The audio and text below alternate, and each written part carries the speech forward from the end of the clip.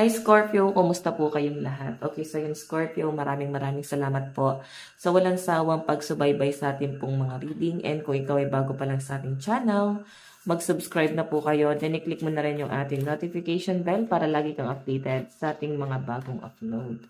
Okay, so yan guys, sa mga interesado pala sa ating private reading, nasa description box below, yung link ng aking Facebook, message nyo na lang po ako. Okay? Scorpio Sun, Moon, Rising, and Venus sign.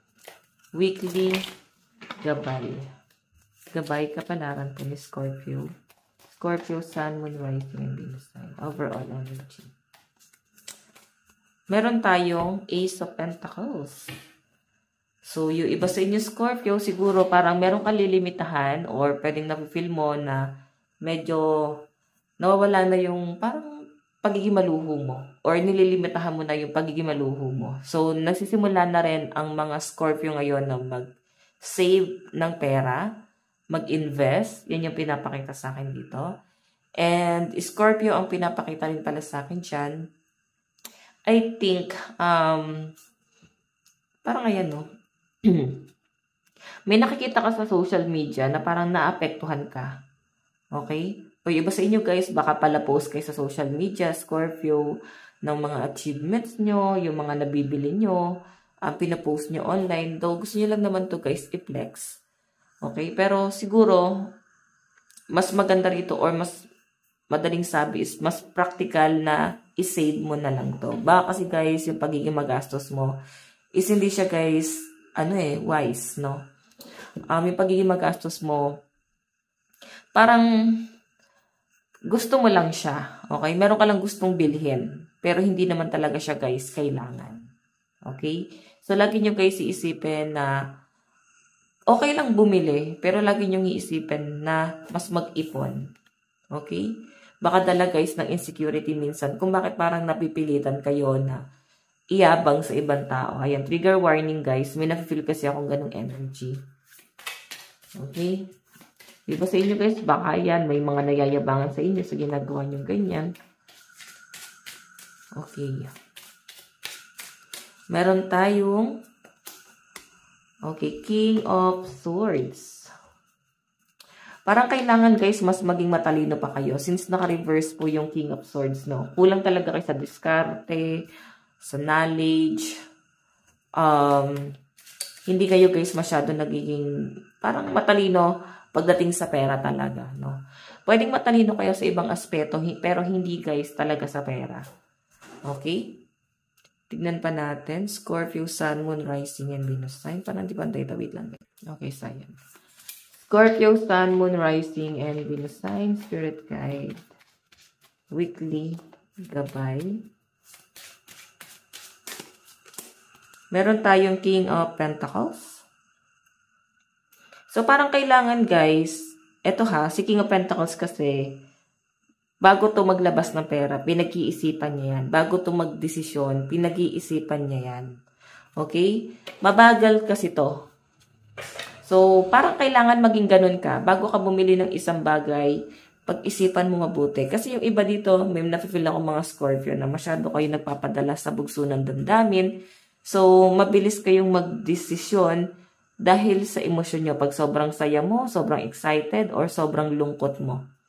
Okay? Baka nakukuha mo nga yung satisfaction mo, yung desire mo, pero ikaw naman yung mas napapahamak, Scorpio.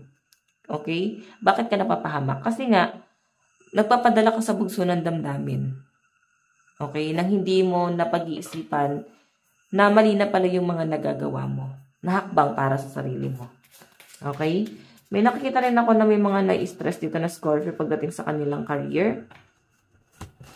Okay, pwedeng may business or pwedeng sa career. So, sinasabi lang dyan guys na mas kailangan mas maging practical kayo.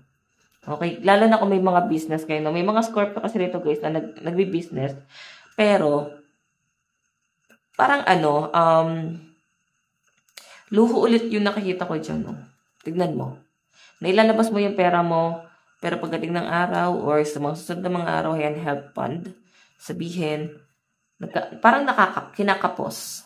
Okay, kinakapos sa pera. Kasi nailaan nyo na sa ibang bagay, sa mas hindi practical, no? May nakikita akong biyahe sa mga Scorpio. Ay, pasensya na guys, nagagalaw ko. May nakikita akong biyahe para sa inyo. Pwede mo papagastos ka ng malaki dito. Scorpio, Sun, Moon, Rising, and Venus sign. Meron tayong Two of Pentacles. Send meeting. So, may nakikita ko dito, Scorpio. Etong Two of Pentacles kasi na to, parang kailangan mas mag-focus ka sa mga priority mo. Kasi priority yan eh. And parang kapos talaga. Pwede iba sa inyo nagkakaroon kayo ng problema pagdating sa finances. Pwede rin naman guys na hindi ikaw yung maluho, no? Pwede yung kasama mo sa bahay.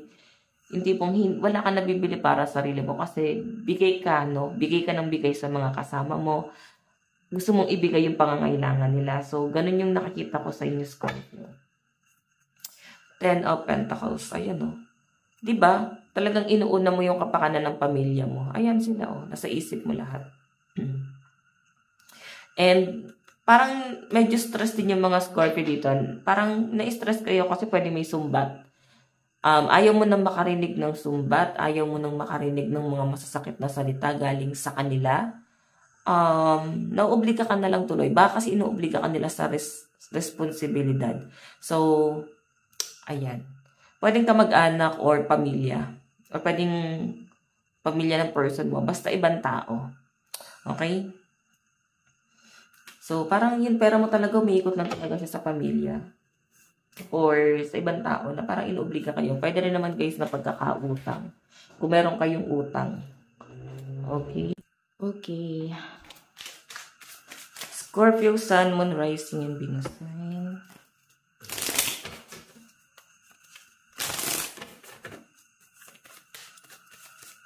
Weekly ganap.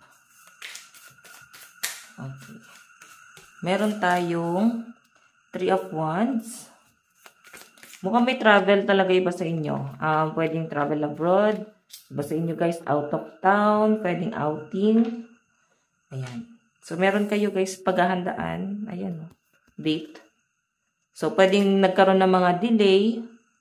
Then, pwedeng sa halip na gusto mo guys mag-relax, mas napapagastos ka pa. Yun ang nakikita ko sa mga ano dito, Scorpio. Napapagastos ka sa ibang tao. Na parang di nila guys kino-consider na kailangan mo rin ng pera. Na parang nagbakasyon nga ako para magpakasaya. Tapos parang mauutangan ka pa. So, iba sa inyo guys, kung may mga umuutang daw sa inyo this week, wag mo na kayong magpautang. Hindi siya guys advisable.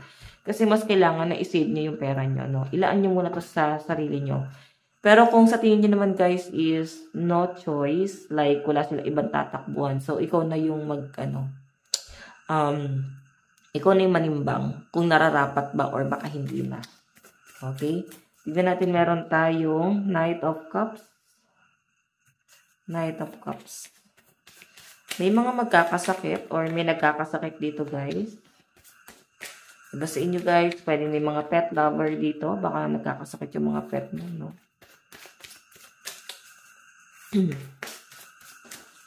Meron tayong Four of Cups, disappointment.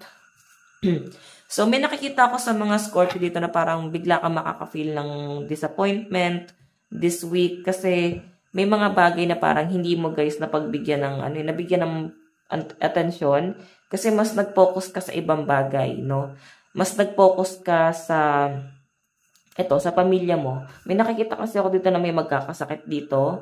Pwede magkakaroon ng delay or pwedeng nagkakaroon na ba ng sakitan? Hindi na ba guys umuwi sa bahay? Pwedeng may sumbatan, may away na nangyari, may lumayas. Ganun yung nakikita ko. Kaya parang this week possible na may makaka-feel ng dito, parang disappointment.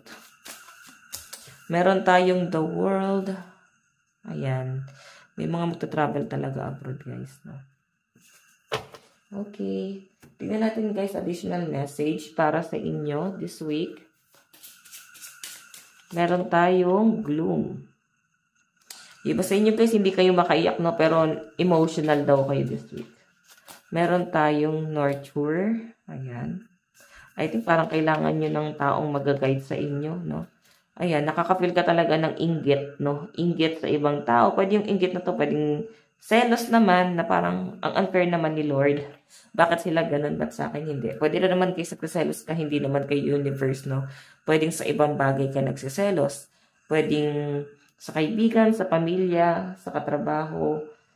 Ayun, nakaka-feel ka ng ano eh. Parang, ba't iba yung treatment nila doon kaysa treatment sa inyo? Tingnan natin guys, advice para sa inyo. Meron tayong take the weight of the world off your shoulders. So, kung alam mong mabigat, wag mo na guys buhatin pa. Parang kailangan na, parang ibaba mo na yung ano na yan, yung pasan-pasan mo na yan. Okay? Kasi mabigat lang yan guys eh. Normal na sa tao ang may problema. Okay, so Scorpio, ito lang po inyong reading. Maraming salamat po. Bye-bye.